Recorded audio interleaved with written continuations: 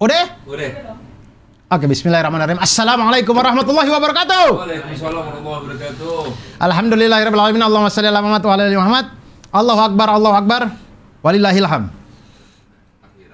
Udah takbir kita. Udah takbir. Udah pasti ya. Kapanpun tayangnya ini. Kapanpun tayang. Mau tayang dia jam 8 ini ya, atau nanti jam 5. Ya. Kita sudah lebaran ini. Ya. Sudah puasa terakhir. Bagaimana teman-teman rasanya?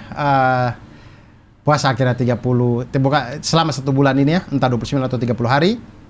Alhamdulillah sudah. Kemudian saya mengingatkan lagi seperti kata para ulama, bahwa para ulama-ulama itu membagi waktu cuma 2. 6 bulan setelah Ramadan dan 6 bulan menyambut Ramadan. Maka ini kita akan masuk pada fase 6 bulan setelah Ramadan. Mudah-mudahan kita bisa menjaga amal ibadah kita yang sudah kita tingkatkan di bulan Ramadan ini sampai ke 6 bulan ke depan, lalu 6 bulan lagi untuk menyambut bulan Ramadan lagi. Ya, jangan lupa lah, siapa tahu ada yang lupa zakat fitrah, masih ada kesempatan nih sampai besok. Jadi teman sekarang lah langsung berangkat. Ya. Kalau lupa nih langsung kita berangkat. Lupa, kita harusnya yang kemarin-kemarin ada ngomong-ngomong zakat dikit ya. Iya. Sekarang masih ada kesempatan lah. Zakat fitrah tuh tempatnya banyak untuk menyalurkan. Kayaknya hampir setiap. Tapi juga udah ada loh yang menolak, udah terlalu penuh. Kalau deket-deket, udah ditutup.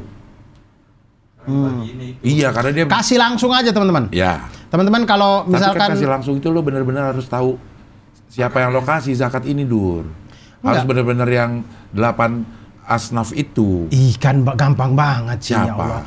Kita tuh dari teman kita aja kita tahu ada yang yatim piatu, ada yang orang miskin. Kan yatim piatu nggak masuk dulu. Ada yang mu'alaf, ada yang musafir. Bisa ya.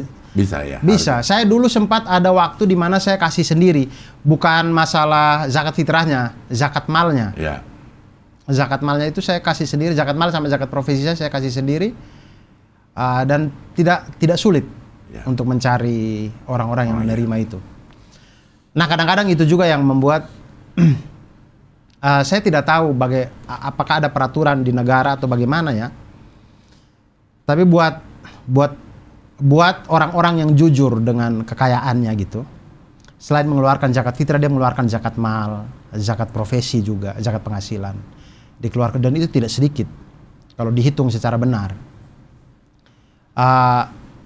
Nah itu tuh kadang kita juga mikir kita sudah keluarkan itu sudah banyak ya, tapi ada juga progresif pajak. Makanya kadang tuh saya berpikir, apakah kalau kita sudah mengeluarkan zakat profesi, zakat mal ini, apakah negara mau membantu kita meringankan masalah progresif? Enggak, kalau nggak salah ya, kalau lo membayar zakat, ada badan-badan yang mengeluarkan semacam faktur, membuktikan bahwa lo udah membayar ini, dan itu bisa jadi keringanan pajak. Ya, coba nanti saya tanyakan ke tim keuangan Comika ya. Iya. Lo dompet duafa kan? Kalau nggak salah dompet duafa ya. Dompet duafa tuh, gue ada yang kasih tahu ke gue nih, Del, ada suratnya nih. Waktu gue bukan bercerita-cerita ya. Beli Vespa. Vespa itu. Cing Abdul pernah cerita ke saya. Iya. Cing Abdul pakai nggak kemudian? Nggak. Bahwa itu jadi pengurangan ini? Nggak pakai kan? Tapi bisa sebenarnya katanya gitu. Tapi apakah zakat-zakat yang lain bisa atau enggak? Kalau gue kan itu bukan zakat. Bukan zakat aja katanya bisa. Coba nanti saya tanyakan juga ya. Atau teman-teman yang mungkin orang pajak yang nonton ini, tolong bisa komen apakah itu bisa. Karena kalau itu bisa sangat membantu. Karena kami bukan mau tipu-tipu, tidak. Karena saya semenjak saya berpenghasilan cukup, masuk nisab, alhamdulillah saya selalu mengeluarkan zakat mal dan zakat profesi, zakat penghasilan, selain daripada zakat fitrah. Lo yang setiap bulan sisin 2,5 apa setiap dapat, atau setahun lo baru ini? Setahun. Jadi saya hitung bersih. Misalnya saya ambil rata-rata bersih. Jadi saya kan punya catatan. Penghasilan saya setiap bulan kan tidak tentu kan di kita ini. Saya catat setiap bulannya. Kemudian saya ambil bersihnya. Jadi zakat penghasilan itu dihitung bersihnya. Setelah kita sudah membeli beras, membeli apa kebutuhan sehari-hari apa segala macam, bersihnya. Kemudian selama 1 tahun itu apakah dia sampai pada nisab 85 gram emas. 85 gram emas itu pada waktu dulu-dulu itu saya hitung sekitar di 85 sampai 90 juta rupiah. Kalau dia lebih dari itu maka kenalah 2,5%. Nah, dan itu saya keluarkan. Zakat mal juga begitu. Kalau dia lebih dari nisab, zakat mal itu di luar, tidak dihitungnya rumah tinggal yang sekarang. Rumah, kecuali kita punya rumah 2, yang satu yang investasi itu masuk zakat mal. Kalau mobil itu tidak masuk, tapi kalau kita punya mobil yang investasi itu masuk dalam zakat mal. Tanah yang investasi masuk zakat mal. Perhiasan yang disimpan masuk zakat mal. Ternak, kebun, apa segala itu masuk zakat mal. Nah, itu semua kalau masuk di nisabnya, saya keluarkan juga. Nah, kemudian saya berpikir itu apakah karena kalau masalah agama kan kita tidak mungkin tipu-tipu Allah Subhanahu wa taala ya. Nauzubillah min dzalik. Jadi kita pasti jujur. Nah, apakah dengan faktur yang kita sudah keluarkan ini bisa zakat yang kita sudah keluarkan bisa mengurangi. Mudah-mudahan negara mau untuk mengurangi pajak kita karena progresif juga gede juga. Iya sih. Gitu sih. Mudah-mudahan lah. Tolonglah. Mudah-mudahan ada begitu. Kalau ada sih ntar yang tahun ini ntar saya lampirkan untuk lapor pajak di tahun depannya. Tapi itu harus lewat badan. Tapi kayaknya untuk tahun ini saya tidak kena zakat mal saya. Karena lo banyak hutang. Banyak hutang, kepotong hutang nggak nyampe nisab saya. Kalau zakat profesi kayaknya kepotong hutang juga dulu nggak sih? Atau enggak? Makanya ada yang bilang kalau pengen aman, begitu lo dapat, setiap job yang lo dapat, potong aja 2,5. Gitu udah pasti aman itu, Dur. Karena nggak mungkin akan lebih. Sebelum lo kurangi segala macamnya, lo begitu dapat 1 juta misalnya, lo tinggal kurangin 25 ribunya. 1 juta 25 ribu ya? Ya kalau gitu itu juga bagus. Asalkan kita disiplin ya. Asal disiplin. Kalau saya karena saya disiplinnya di pembukuan, maka saya menghitung 1 tahun penuh langsung. Dan tidak berat juga buat saya karena saya cukup rapi dalam pembukuan di Excel. Set dapat gitu. Nah, gue kalau komputer gitu sih gue lebih bisa ngedit sih Dur daripada Excel gitu. Dia cuman modal iMovie doang. iMovie apaan? Cing, Movie Maker doang. Movie Maker. AE. Adobe After Effects. After Effects. Cing, After Effects tuh keluar api di sini. Iya kan ada Envato. Envato bumper dong. Ya lo mau apa juga ada, Dur. Envato itu lo mau apa? Ada api. Ditayangin keluarin api nih. Keluarin api. Lo Envato lo mau apa? Ada di situ. Tinggal masalah kualitasnya aja. Dia udah semakin bagus atau belum. Envato ada. Lo mau gambar api ada. Gambar burung tinggal ganti. Ada, Dur. Sedemikian mudah. Masa sih? Ya orang itu sekarang udah AI kok kita lo masukin nih. Artificial Intelligence. Iya, lo tinggal masukin nih. Tolong bikin bikin muka orang umur 40 tahun yang beban hidupnya adalah ini. Hobinya ini. Tadi bikin Dur mukanya, Dur. Jadi. Udah begitu sekarang, Dur. Ternyata 40 tahun yang gini muka keluar Arif Didu. Arif Didu. Bumper belum ya? Oh iya, kita ketemu di Ngabdur Ramadan.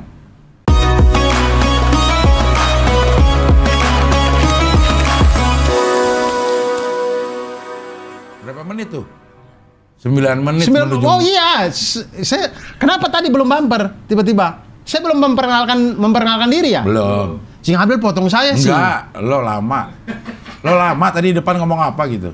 Enggak, saya enggak lama. Lah, iya 9 menit ini buktinya enggak lama juga. Itu kan Cing Abdel. Oke, baik teman-teman. Ngucapin berjumpa lagi di Kultum, Kuliah Tunggu Maghrib, spesial Ramadan. Dan kita masuk ke hari ke-30 atau hari ke-29.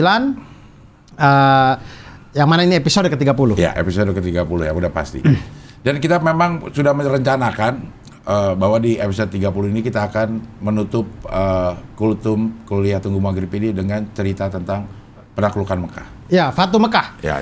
Karena Fatu Mekah itu adalah perjalanan, kalau perjalanan dari nubuahnya Rasulullah SAW, mulai dari wahyu turun di Gua Hira pada waktu itu yang kita sudah cerita dari awal-awal, kemudian sampai ke tahun 10 Hijriah ini, 23 tahun Rasulullah SAW berdakwah. Inilah kemenangan yang diberikan Allah SWT kepada Rasulullah SAW, yaitu penaklukan kota Mekah. Yang mana kaum muslimin dulu terusir dari Mekah dengan tidak punya harta, dengan keadaan miskin dan segala macam. Kaum muslimin akhirnya kembali lagi bersama dengan Rasulullah SAW bersama dengan 10.000 pasukan. Datang untuk ke Baitullah dan kemudian membebaskan Ka'bah daripada berhala-berhala yang selama ini ada. Nah, kejadian Fatu Mekah ini kejadian tahun 10 Hijriah kalau tidak salah. 10 Ramadan. Oh sorry, tahun 8 Hijriah. 8 Hijriah. Ya. Karena kita cukup berurut ya, Dur. Berapa episode terakhir ini cukup berurut. Kemarin kan kita agak loncat-loncat. Kalau ini berurut dari mulai si Hudaybiyah itu. Hudaybiyah. Tahun 8 Hijriah. Rasulullah SAW datang Fatu Mekah. Ini kenapa kemudian ada pengerahan pasukan kaum muslimin datang 10.000 ke Fatu Mekah ini? Karena kejadian sebelumnya orang Quraisy Mekah itu melanggar perjanjian Hudaybiyah. Dengan? Sebenarnya secara tidak langsung mereka melanggar ini. Jadi yang seperti kemarin saya katakan itu bahwa perjanjian Hudaybiyah ini tidak hanya mengikat kaum muslimin dengan orang Quraisy Mekah, tapi juga mengikat suku-suku atau kabilah-kabilah yang mendukung kedua belah pihak ini. Jadi kalau ada, saya punya suku atau kabilah gitu, kemudian saya merasa bahwa saya lebih ke Madinah, walaupun saya bukan Islam, tapi saya lebih memilih ke pihaknya Rasulullah SAW, maka saya ikut di dalam perjanjian Hudaybiyah ini, tidak boleh mengganggu orang Quraisy Mekah dan segala macam. Nah, begitu juga dengan kafir Quraisy Mekah juga punya kabilah-kabilah yang mendukung mereka. Nah, di Quraisy Mekah itu ada namanya Bani Bakar. Bani Bakar ini mereka tidak tinggal di Mekah, tapi mereka ikut mendukung Quraisy Mekah. Dari pihak Madinah itu ada namanya kabilah Khuza'ah. Kabilah Khuza'ah ini juga tidak tinggal di Madinah, tapi ikut melekat perjanjian Hudaybiyah dengan Rasulullah SAW. Di posisinya Rasulullah SAW. Nah, tapi kemudian ada perseteruan antara Bani Bakar dengan kabilah Khuza'ah ini, kabilah Bakar dan kabilah Khuza'ah ini. Orang-orang Quraisy Mekah itu bantu Bani Bakar ini, serang si kabilah Khuza'ah ini. Lalu kemudian ada korban jatuh di situ. Lalu kemudian ada orang Amr bin Salim namanya. Amr bin Salim dari Amr itu cukup populer, nama Amr ya? Amr cukup populer. Iya, cukup populer di sini. Cukup populer. Banyak gitu. Amr bin Hisham, Umar bin Khattab itu dasarnya dari Amr juga. Amr bin Ash, Amr bin Umayyah Ad-Damri tadi. Nah, ini ada lagi Amr bin Salim dari kabilah Khuza'ah, dari Bani Ka'ab, kemudian pergi ke Madinah untuk menemui Rasulullah SAW. Kasih kabar, ya Rasulullah, orang Quraisy Mekah bantu Bani Bakar tuh serang kita segala macam. Rasulullah SAW kemudian akhirnya tahu berita ini, dan orang Mekah juga tahu berita ini, bahwa wah, orang Khuza'ah sudah kesana lapor Madinah nih, bahaya nih kita nih. Lalu kemudian Rasulullah SAW bersabda, sesungguhnya nanti akan awan ini jadi ada awan gitu. Sesungguhnya akan datang pertolongan untuk Bani Ka'ab, untuk kabilah Khuza'ah. Lalu ada lagi Budail bin Warqa. Nah, Budail bin Warqa ini kalau teman-teman masih ingat, dia ini salah satu utusan Mekah dulu yang waktu perjanjian Hudaybiyah. Nah, dia ini dari kabilah Khuza'ah juga. Dia ini dari kabilah Khuza'ah. Tapi ikut Mekah. Di perjanjian kemarin. Tapi dia diserang Bani Bakar. Yang dibantu sama Quraisy Mekah kan. Akhirnya Budail bin Warqa ini pergi ke Madinah juga, lapor ke Rasulullah SAW. Wah, kejadian begini. Rasulullah SAW, oke. Berarti ini mereka melanggar perjanjian. Budail bin Warqa pulang ke Mekah. Dia ketemu Abu Sufyan bin Harb. Abu Sufyan bercuriga nih. Dia ini jangan-jangan dari Mekah nih. Wih, Budail, kau dari Mekah ya? Tidak, saya tidak dari Mekah. Dari Madinah. Kau dari Madinah? Tidak, saya tidak dari Madinah. Udah saya jalan-jalan doang kok. Enggak, saya dari Madinah. Abu Sufyan nggak percaya. Abu Sufyan ikutin dia. Enggak, dia ini pasti dari Mekah nih. Dari Madinah? Dari Madinah nih. Diikutin sampai pada untanya. Dia parkir untanya. Begitu untanya buang air, dilihat lagi itu kotorannya. Ada biji kurma. Ini pasti dari Madinah. Abu Sufyan akhirnya kasih tahu ke orang Quraisy. Wah, bahaya kita ini. Budail bin Warqa itu udah ke Madinah, udah lapor kejadian yang masalah penyerangan Bani Bakar kepada kabilah Khuza'ah. Ini gimana? Orang Quraisy Mekah juga udah takut. Akhirnya mereka bilang, Abu Sufyan, ayolah kau ke Madinah lah, ke sana negosiasi. Akhirnya Abu Sufyan pergi ke Madinah, sembunyi-sembunyi. Dia pergi ke Madinah, ke sana dia menginap di rumah anaknya. Anaknya ini namanya kalau tidak salah anaknya dia ini, putrinya ini Ummu Habibah binti Abu Sufyan bin Harb. Ini istrinya Rasulullah SAW juga ya, kalau tidak salah ya. Habibah. Coba Ummu Habibah, coba Ummu Habibah aja. Ummu Habibah binti Abu Sufyan coba. Jangan sampai kita salah nih. Ummu Habibah. Iya, istri Nabi Muhammad. Ya, tapi Ummu Habibah banyak kan. Binti Abu Sufyan al-Umayyah. Oh ya betul. Oh, kalau yang ini sekaligus ngejawab yang kemarin kita lupa, iya. Amirul Mukminin. Kalau ini Ummul Mukminin. Ummul Mukminin, Ya. Ummul Mukminin. Ya. Nah ini, Ummu Habibah itu memang istri Rasulullah SAW juga. Ya. Istri Rasulullah SAW ini, anak dari Abu Sufyan bin Harb. Abu Sufyan bin Harb. Abu Sufyan ke sana, ke rumah anaknya. Ke rumah anaknya. Ke sana tuh dia mau duduk di tempat yang Rasulullah SAW sering kayak bantal atau kasur Rasulullah SAW sering duduk. Anaknya nggak mau. Jangan duduk situ, tempatnya Rasulullah. Kau tuh kafir Quraisy, najis, jangan duduk situ. Jadi Abu Sufyan tuh ya sudahlah, dia diam aja di situ, kemudian minta untuk dipertemukan kepada Rasulullah SAW. Ya. Kemudian dibawalah, ketemukan, dia minta keringanan, dia cerita masalah ini karena dia tahu Budail bin Warqa udah kasih tahu, dan sebelumnya juga Amr bin siapa tadi udah kasih tahu juga. Kemudian Rasulullah SAW tidak respon sama sekali, diam doang. Dia bilang, wah ini bahaya nih. Akhirnya dia pergi ke sahabatnya Rasulullah SAW, Abu Bakar As-Siddiq radhiyallahu anhu, ngomong ke Abu Bakar. Abu Bakar juga sama responnya, wah kau celaka sudah ini. Dia pikir macam, wah Abu Bakar nggak tembus. Dia pergi ke Umar bin Khattab radhiyallahu anhu. Ke sana Umar bin Khattab lebih jahat lagi. Nggak ada maafnya buat kalian. Kalian celaka sudah nih. Dia bilang, waduh siapa lagi nih? Dia pergi ke Sayyidina Ali bin Abi Thalib radhiyallahu anhu. Ke sana Sayyidina Ali masih lembut. Masih lembut karena pada saat itu ketika dia datang menemui Sayyidina Ali bin Abi Thalib radhiyallahu anhu ini, Sayyidina Ali itu sedang bersama dengan putrinya Rasulullah SAW, istri beliau, Fatimah binti Muhammad, Fatimah Az-Zahra radhiyallahu anha. Lalu kemudian sedang ada juga Hasan bin Ali radhiyallahu anhu. Anak dari Sayyidina Ali. Jadi kemudian dia memanfaatkan karena ada cucunya Rasulullah di situ ya, Hasan bin Ali. Sayyidina Hasan ini masih kecil, masih lucu. Jadi bilang, demi anakmu apa segala macam, tolonglah saya gitu-gitu. Akhirnya Sayyidina Ali bilang, saya tidak bisa bikin apa-apa. Saya cuma kasih pesan ke kau pulang saja ke Madinah, pulang saja ke Mekah dan lindungilah umat manusia. Makanya Abu Sufyan bin Harb merasa ya sudah, mau gimana lagi? Dia pulang ke Mekah. Pulang ke Mekah, dia kasih tahu ke orang-orang Quraisy. Orang-orang Quraisy, saya sudah ke sana. Saya sudah ketemu dengan Rasulullah SAW tidak kasih respon. Saya ketemu ke Abu Bakar tidak kasih respon. Saya ketemu ke Umar bin Khattab ini yang paling keras pemusuhannya. Tidak ada apa-apa. Tapi akhirnya saya ketemu Ali bin Abi Thalib. Orang-orang Quraisy, wah, oke, apa tuh? Ali bin Abi Thalib bilang, tugas kita melindungi umat manusia aja. Kemudian orang Quraisy bilang, tapi Rasulullah Muhammad setuju nggak dengan perkataannya Ali? Abu Sufyan bin Harb bilang, saya tidak tahu, kayaknya nggak setuju juga sih. Nah kemudian orang-orang Quraisy bilang, ya berarti kau dipermainkan itu, berarti sama aja kita ini. Kau ke Mekah, ke Madinah dan tidak ke Madinah itu sama aja, kita akan diserang berarti. Rasulullah SAW tetap marah itu namanya. Akhirnya ya sudah, mereka pasrah aja. Rasulullah SAW kumpulkan pasukan 10.000 umat muslim. Bayangkan dari perjanjian Hudaybiyah tahun 7 Hijriah, 6 Hijriah.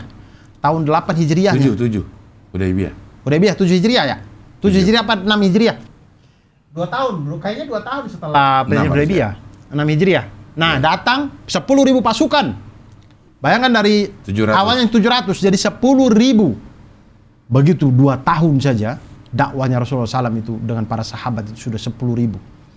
Kemudian datang itu pasukannya itu ya kayak Khalid bin Walid memimpin pasukan untuk memasuki Mekah dari bagian bawah. Zubair bin Awam memimpin pasukan memasuki Mekah dari bagian atas Bukit Kada. Kemudian Abu Ubaidah bin Al-Jarrah, pasukan dari tengah-tengah lembah, memimpin pasukan dari tengah-tengah lembah. Al-Jarrah. Ya. Kemudian Sa'ad bin Ubadah, memimpin orang Madinah supaya memasuki Mekah dari arah sebelah barat. Nih, semua ini datang 10.000 pasukan. Itu waktu Rasulullah SAW ini, ada Rasulullah SAW itu sebelum berangkat, Rasulullah SAW berdoa, "Ya Allah, tutuplah penglihatan dan pendengaran orang-orang Quraisy agar tidak mengetahui informasi keberangkatan kami, supaya kami bisa menyerang mereka dengan mengejutkan di dalam negeri mereka sendiri." Dan ini orang Quraisy Mekah memang tidak tahu keberangkatan Fatu Mekah 10.000 pasukan, mereka tidak tahu. Memang ditutup sama Allah Subhanahu wa taala, mereka tidak tahu sama sekali. Sampai kemudian ada seorang sahabat namanya itu Hatib bin Abu Balta'ah. Hatib bin Abu Balta'ah radhiyallahu anhu ini dia punya dia bukan orang Mekah tapi punya kerabat begitulah ya, orang Mekah gitu. Dan dia khawatir dengan keselamatan kerabatnya. Kemudian dia menulis surat untuk Quraisy Mekah bahwa memberikan informasi masalah Fatu Mekah ini, penyerangan kaum muslimin ke Mekah. Dititipin ke seorang wanita, budak wanita gitu, suratnya.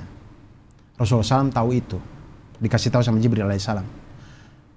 Lalu kemudian Rasulullah SAW mengutus beberapa sahabat, salah satunya adalah Sayyidina Ali bin Abi Thalib untuk mengejar si budak ini yang pengantar surat ini.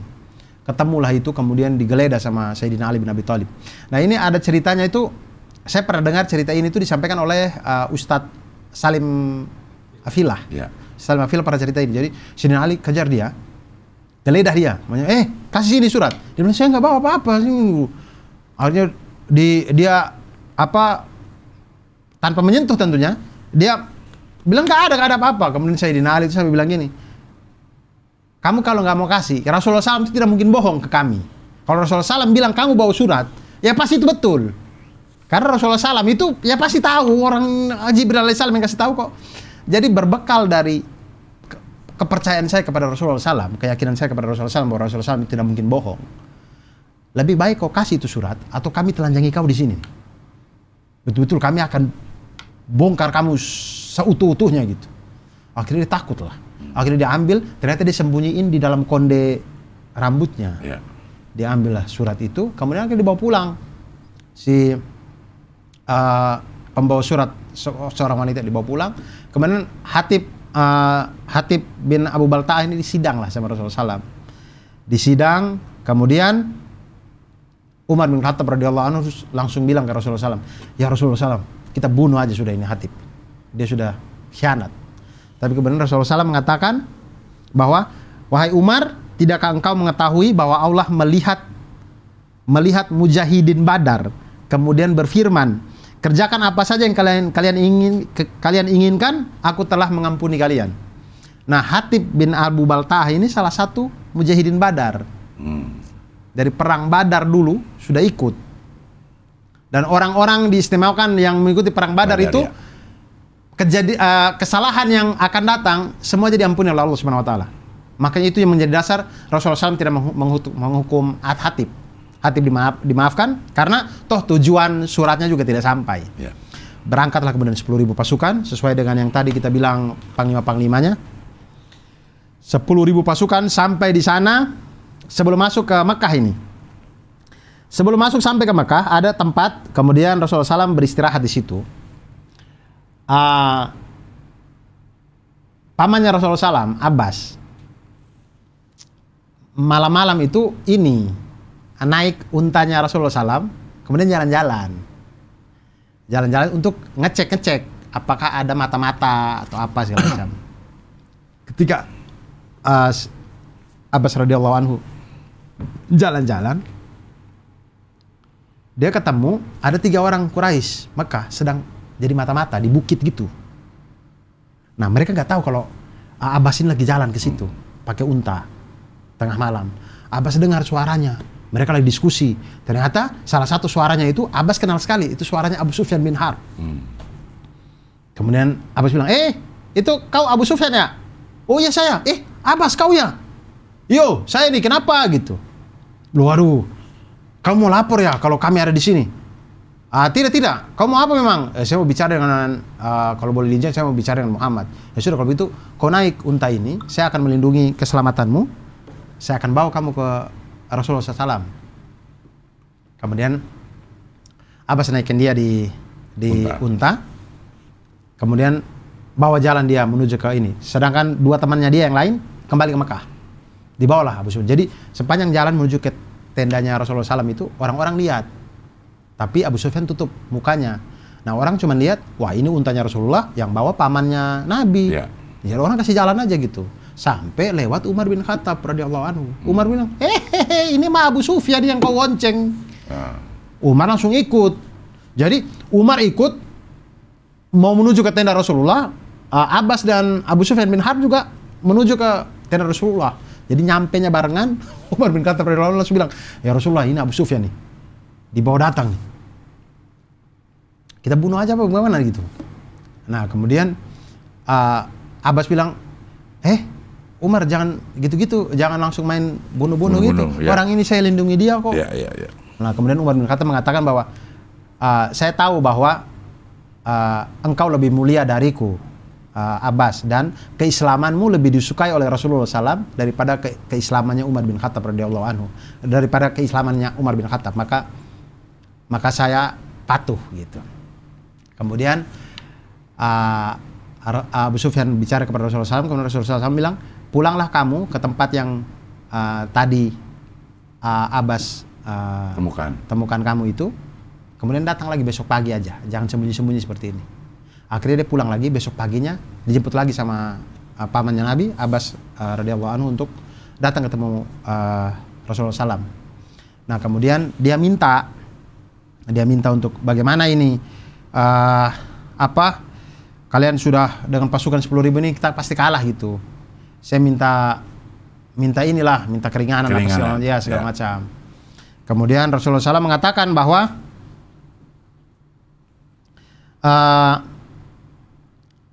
ya sudah, kau akui saja bahwa tiada Tuhan selain Allah gitu. Kemudian Abu Sufyan bilang, sungguh tidak ada keraguan di hati saya bahwa memang tiada Tuhan selain Allah. Nah, kemudian Rasulullah sambung lagi. Nah, sekarang akuilah bahwa Muhammad itu adalah utusan Allah. Nah, di situ dia bilang, nah itu yang hati saya masih mengganjal, kata dia. Lalu kemudian Umar bilang, nah kalau hati kamu masih mengganjal ya berarti kamu dipenggal nih sekarang nih. Ya. Lalu kemudian dia bilang, oh enggak. Saya bersaksi kalau gitu bahwa Muhammad adalah utusan Allah. Jadi kalau di ayat Quran, kalau tidak salah di ayat Quran, Allahu Akbar, saya lupa, tapi teman-teman nanti coba ingatkan saya, entah di hadis atau di Al-Quran gitu. Jadi orang itu akan berbondong-bondong, ini janji Allah Subhanahu wa taala. Jadi orang itu akan berbondong-bondong masuk Islam, baik dalam keadaan mulia maupun dalam keadaan hina. Ya. Dalam keadaan mulia itu karena memang berserah diri kepada Allah Subhanahu wa taala, dalam keadaan hina itu karena memang sudah tak kalah. Karena terpaksa sudah kalah. Nah, Abu Sufyan bin Harb ini karena sudah tidak punya kekuatan, kemudian dia masuk Islam. Lalu kemudian dia bilang, saya ini kan pemimpin Quraisy Mekah, berilah saya satu kebanggaan lah. Kemudian Rasulullah SAW bilang, oke, saya penuhi itu. Maka saya katakan bahwa barang siapa memasuki rumah Abu Sufyan bin Harb, maka dia aman.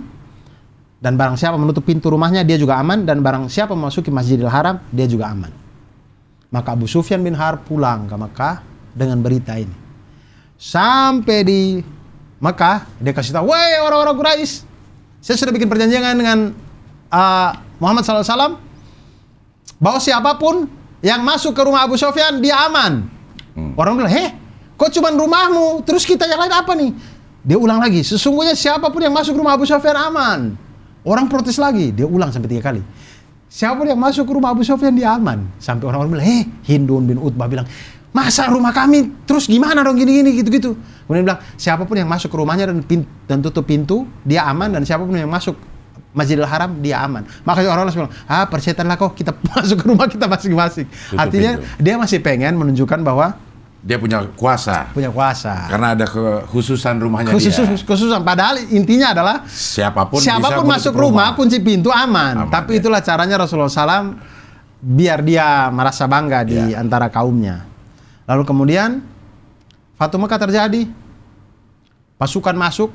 Dan ini adalah ada satu kisah di dalam Fatu Mekah ini yang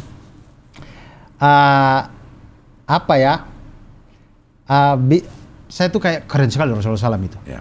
Jadi Abu Quhafah ini ada orang namanya Abu Quhafah, teman-teman. Abu Quhafah ini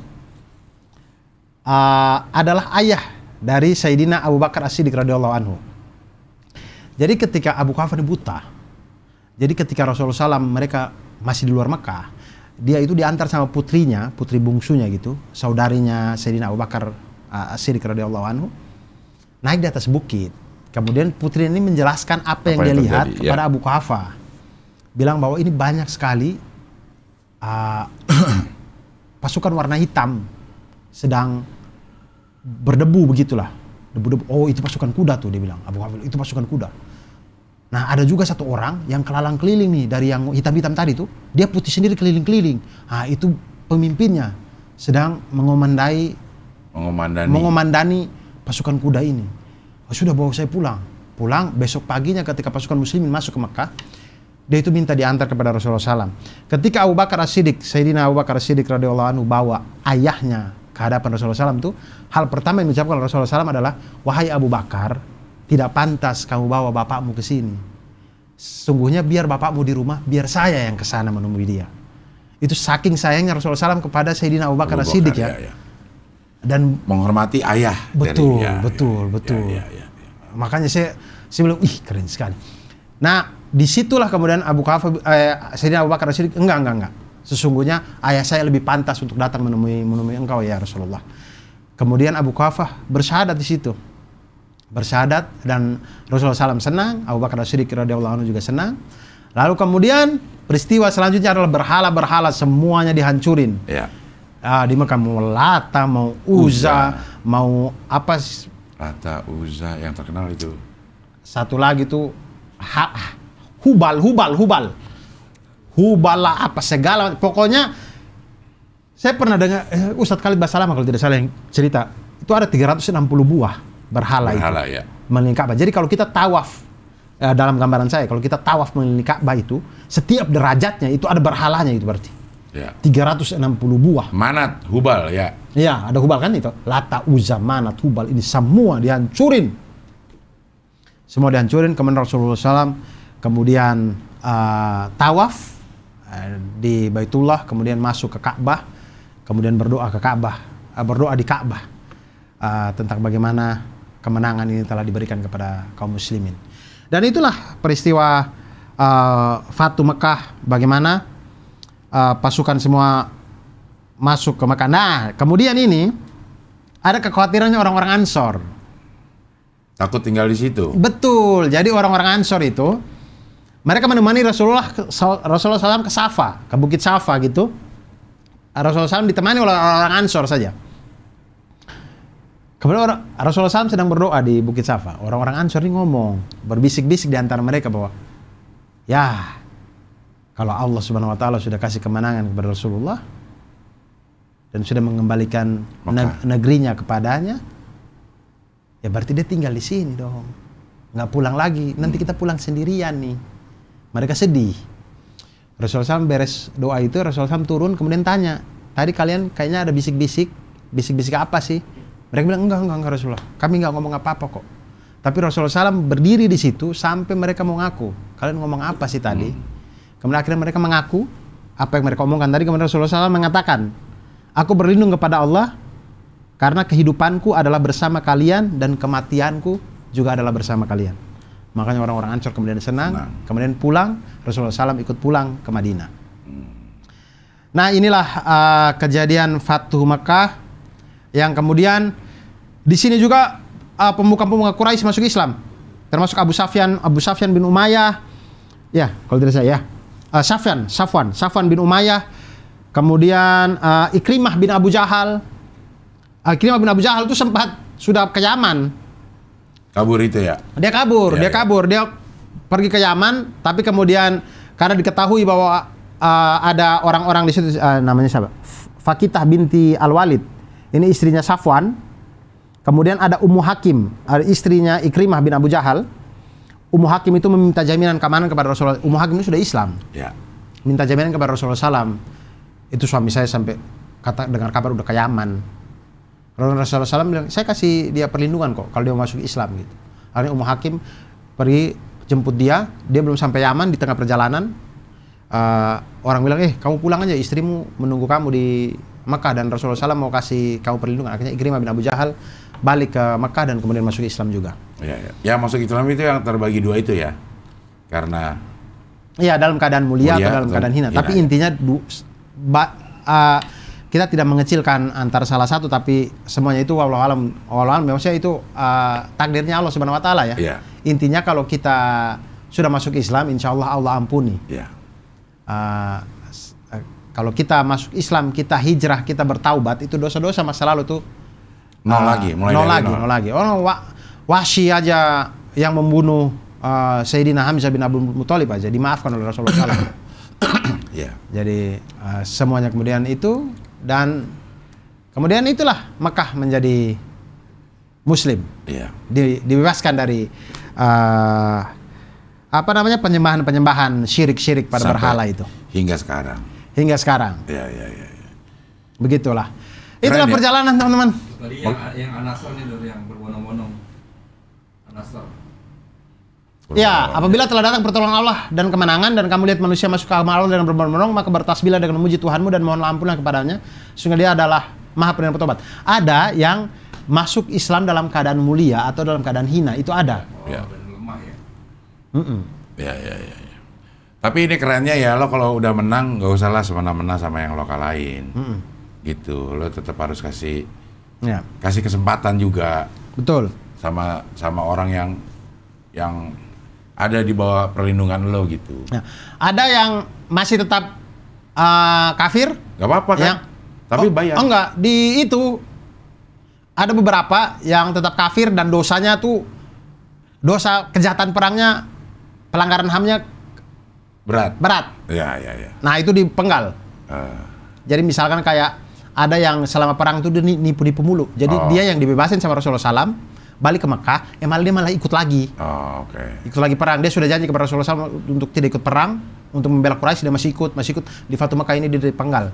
Masuk Islam tidak mau, akhirnya dia dipenggal. Nah, untuk beberapa yang begitu-begitu itu. Tapi kalau itu Mekah itu betul-betul bersih. Jadi kalau kamu masih mau kafir apa ya, keluar dari Mekah, tidak boleh. Kalau mau tinggal di Mekah ya harus Islam Muslim. Harus Muslim. Itu Masjidil Haram. Masjidil Haram itu kota suci. Jadi silakan keluar dari Mekah itu. Nah, kemudian setelah itu nanti setelah Fatu Mekah itu ada penaklukan Taif. Ada itu nanti lanjut ke kisahnya Wahsy. Nah, kemudian ada lagi perang Yamamah, apa segala macam, Musailamah Al-Kadzab itu segala macam, itu semua tuh berlanjut sampai kemudian nanti pada tahun 10 Hijriah di saat Haji Wada, haji terakhir dan pertama kalinya Rasulullah SAW berhaji. Itu menjadi haji terakhir dari Rasulullah SAW. Kemudian pulang dari situ Rasulullah SAW meninggal dunia, meninggalkan kita semua. 1444 tahun yang lalu. Enggak dong. Kan 1444 Hijriah sekarang. Iya, berarti 1434 tahun yang lalu. Ya, karena 10 tahun fase ini ya. 1434 Hijriah. 1434 tahun Hijriah yang lalu. Ya, itulah teman-teman. Sampai disitulah perjumpaan kita di Ngabdul Ramadan ini. Tahun ini. Insya Allah tahun depan. Mudah-mudahan kita berjumpa lagi di tahun depan. Kita dipertemukan lagi dengan bulan Ramadan ini, teman-teman semuanya. Amin ya rabbal alamin. Mudah-mudahan di tahun depan ada satu orang lagi di sini yang bisa kita tanya-tanya, narasumber yang kita tanya-tanya. Kalau ada Ustadz Khalid Basalamah. Kalau bisa ya. Nggak perlu di sini deh, kita yang ke. Iya, maksudnya ya tempatnya di mana kayak gitu, bukan di sini. Kasihan naik tangganya, Dur. Bukan kasihannya. Apa? Lebih kita yang ke sana lah orang. Ya kalau beliau mau ke sini. Nggak enak saya. Itu kalau beliau sampai hadir ke sini, janjian jam 3, jam 7 pagi saya udah ke sini, Cing. Nggak mungkin saya telat. Nggak. 7 ke pagi besok kan ya. Biar Ustadz Khalid tahu bagaimana sebenarnya Abdur itu. Atau Ustadz Salim Afila misalkan. Iya Ustadz lah siapa aja deh. Iya, Yang maksudnya yang ilmunya memang jauh dari kita Iya, gitu. yang- Bisa kita tanya. Iya, yang bisa- dan yang memang spesialis, bukan spesialis. Semua ustadz tuh paham masalah siro. Iya. Tapi yang kita tahu storytellingnya keren-keren, yang Iya. enak sekali itu ya. Iya, Oh iya, itu cakep banget sih. Iya. Jadi kita cerita, dia dengerin aja, tinggal salah itu. Ah, enggak gitu dong. Ya beliau aja yang cerita.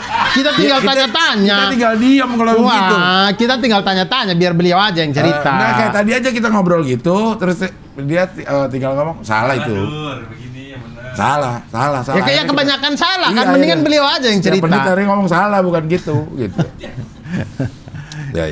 Ya begitulah teman-teman. Atau mungkin bertema yang lain lagi gitu. Ya, ya, Misalnya ya. kalau Nggak- kita nggak tahun harus ini siroh. sudah siroh, Ya, bisa yang lain, tahun depan yang lain Ya. kita bercerita. Ini udah berapa menit bang? 42. Kita kasih bonus aja 2 jam nggak apa-apa. Masih gila. Ini Nah. udah mati lagi ininya. TV-nya mati. mati. Jadi masih bisa hal-hal lain. Ya, Gitu. ya. Banyak sih. Ya. Ide-ide untuk ngabdur Ramadan, insya Allah. Iya banyak Dur. Kita yang pendek, surat-surat pendek diceritain asbabun nuzulnya aja udah bikin kita oh gitu Dur. Ya. Yang memang ahli tafsir ya. Ya. Pasti tahu kenapa ayat ini turun. Kayaknya juz amma nggak bakal habis Dur. Nggak habis sih. Orang saya baca tafsirnya An-Naba aja. Sampai sekarang belum selesai. Iya, makanya. Dari awal Ramadan saya baca tafsir An-Naba. Maksudnya saya baca perlahan-lahan. Itu saya baca dari yang dijelaskan sama Ustadz Firanda di firanda.com kalau tidak salah. Kemudian sama yang di tafsir Al-Azhar yang saya punya, itu belum selesai. Panjang sekali. Iya. Banyak sekali tentang An-Naba doang, tentang surat An-Naba doang. Nah, cuman amma yatasaalun. Mereka bertanya tentang sesuatu berita yang besar. Makanya dibilangnya juz amma karena dimulai dari situ kan. Ya. Wallahu alam. Iya bukan sih. Saya nggak tahu sih. Ya kan? Juz 30 kan?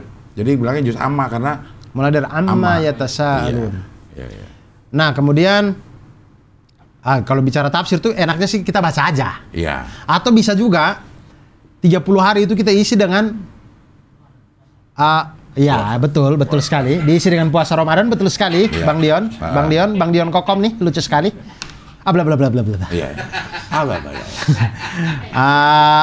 Atau bisa juga kita isi dengan sunnah-sunnahnya Rasulullah SAW yang gampang-gampang, tapi kita lupakan. Ya. Yang kita terlupa. Gampang lebih susah ya? Gampang lebih susah dilakuin. Kenapa? Gampang lebih susah diistiqomahin. Ya, misalkan kayak Siwak loh. ya, contoh misalkan sholat malam, itu kan sunnahnya Rasulullah SAW, tapi berat sekali kan. Yang mudah-mudah, sunnahnya yang mudah-mudah, tapi kita mudah sekali kita lakukan, tapi kok kita tinggalkan. Misalkan makan dan minum duduk, lalu minum air dengan 3 tegukan. Gunting kuku. Mengupas pisang dengan 3 kupasan. Nah itu sunnah-sunnah yang mudah sebenarnya, yang kita tuh bisa melakukan itu, ya gitu-gitu. Itu juga bisa. Bisa itu, ya. Mengisi. Tapi mudah-mudahan umur kita nyampe dulu. Amin. Kita doakan umur kita nyampe sampai Amin. di tahun depan. Terus girohnya masih ada. Amin. Semangatnya ya. Untuk melakukan ini. Ya. Gitu. Karena bahaya kalau girohnya udah nggak ada. Ya jangan. Nggak bakal terjadi. Ya gitu. mudah-mudahan diistiqomahkan. Amin. Kemudian apa segala macam. Iya. Sponsornya ada, amin. Sponsornya ada. Sponsornya ada. Entah ada tidak ada, yang penting kita bikin. Yang penting bikin dulu. Ya, yang penting kita bikin. Toh, Ya. awalnya juga kita nggak ada si BPJPH itu loh. Iya. Nggak ada loh kita. Kita Iya. bikin ini dan berjanji akan bikin selama 30 tanpa tahu akan ada. Iya. Saya tuh di awal kan niat saya, pokoknya yang penting kita bikin 30 aja. Iya. Itu saya sudah senang sih. Iya. Saya dulu waktu bikin 30 toko jahiliyah, Cing. Begitu nyampe kami 30 toko, tiba-tiba besoknya saya ketemu Kuku botak. Saya bilang, Kuh, kenapa kamu botak? Enggak, aku sebenarnya najar selama ini, Dur. Kalau kita bisa selesaikan 30 toko jahiliyah, aku pengen botak. Oh gitu, ya ampun. Tahu gitu, aku yang botakin. Sekalian kita kontenin. Gitu, artinya memang ini tersendiri kepuasan tersendiri teman-teman. Ya, termasuk misalkan kita menjelaskan 1 juz setiap malam, atau Ya. misalkan ada yang bolong tapi kemudian di hari berikutnya kita kejar 2 juz. Intinya adalah selama bulan Ramadan ini kita bisa hatam Quran, itu juga satu kepuasan. Ya, ya. Kita ini gue luar biasa puasa karena lo juga pada tahu semua betapa sulitnya waktunya abdur. Lo bayangin yang seminggu sekali aja tayang, itu sulitnya gila untuk mencari waktunya. Nah, ini kita udah berkomitmen kita harus ada 30 hari, setiap hari harus ada di ngabdur. Realisasi. Tepuk tangan untuk Amin, alhamdulillah. Gokil. Tapi Cing, Gokil itu berlebih-lebihan sekali. Kok berlebih-lebihan? Orang saya itu sudah 11 bulan saya cari dunia. Masa 1 bulan cari akhirat nggak bisa. Padarko. Duh, Padarko bener itu Padarko, ya Allah, mudah-mudahan diterima di sisi Allah Subhanahu wa taala. Padarko itu siapa, Cing? Padarko bubur palapa. Dia selalu melakukan itu dalam kehidupannya selama ini. Oh, bubur palapa itu selama 1 bulan tidak jualan? Tidak jualan. 40 hari dia tidak jualan. Saya udah cukup 11 bulan, Cing, kata gitu. 11 bulan udah cari rezeki. Ya, 1 bulan ini saya mau ke kampung, biar kampung juga merasakan keberhasilan saya di 11 bulan di Jakarta. Gokil. Amin ya rabbal alamin. Semoga Gokil. beliau diampuni segala dosa, diberi cahaya di dalam sana, diperluas kuburannya. Dan berniat baik, janganlah ditunda-tunda. Ya. Karena Padarko akhirnya tidak bisa secara fisik hadir di Mekah untuk berhaji. Ya, tapi karena beliau sudah berniat, biasanya dihitung juga sebagai haji. Iya, maksudnya itu jangan dijadikan Padarko juga begitu, udah dihitung gitu. Enggak, maksudnya kalau udah ada duit berangkat umroh, berangkat, Dur. Saya punya utang, Cing. Ya Allah, membayar hutang tuh hukumnya wajib loh. Umroh kan sunnah. Bukan saya mengecilkan ya, tapi umroh dan haji itu kan bagi yang mampu. Iya. Wajib bagi yang mampu haji. Umroh itu kan sunnah. Bayar utang kan wajib hukumnya. Ya, saya harus mendahulukan yang wajib. Saya harus bayar hutang. Iya. Apa kata orang yang menghutangi saya ketika dia tahu saya umroh, sedangkan utang saya belum lunas? Abdur bener-bener hebat. Wah, iya kalau ya sudah Cing Abdul sini kasih uang ke saya lunasi utang saya, berarti Cing Abdul yang ngutangin saya, berarti Cing Abdul yang akan gitu. Abdul bener-bener luar biasa. Sini sini. Enggak, lu lunasin dulu dah utang lo baru. Nah iya kan. Iya. Orang lunasin dulu. Iya. Insya Allah. Ya, Saya sih cukup yakin, cukup optimis. Saya tidak tahu kenapa ya. Saya itu punya utang banyak. Iya. Tapi semenjak saya berhutang sampai sekarang ini tidak ada ketakutan saya sama sekali. Ya, optimis bisa Iya. bayarkan, terlunasi. Ya, dan teman-teman mungkin yang punya hutang juga mungkin seperti saya apa segala macam, jangan takutlah. Ya, teman-teman kalau al-maksurat pagi dan sore itu ada doa yang khusus sekali tentang utang ini. Itu yang Allahumma inni a'udzubika minal hammi wal hazni wa a'udzubika minal ajzi wal kasal wa a'udzubika minal jubni wal bukhli wa a'udzubika min ghalabatid daini wa qahrir rijal. Di mana itu dilihatnya? Di al-maksurat. Al-maksurat setiap pagi dan sore. Sebentar, saya itu hafal cuman saya tidak tahu artinya. Allahumma inni a'udzubika minal hammi wal hazni wa a'udzubika minal ajzi wal kasal wa a'udzubika minal jubni wal bukhli wa a'udzubika min ghalabatid daini wa qahrir rijal. Coba sebentar ya. Ini biar kita melengkapi. Enggak apa-apa 2 jam lah ya. Doa. Ini al-maksurat sebentar ya. Artinya ini. Pagi dan malam. Zikir pagi dan petang. Nah ini ya, bentar ya. Asbahna wa asbaha mulku lillah walhamdulillah la syarika lah. La ilaha illallah wahdahu la syarika lah.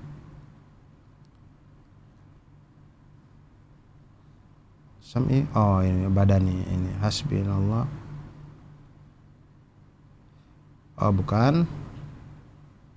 Allahumma inni a'udzubika minal hammi wal hazni. Belum. Sebentar ya teman-teman ya. Iya, ditunggu. Sebentar ya.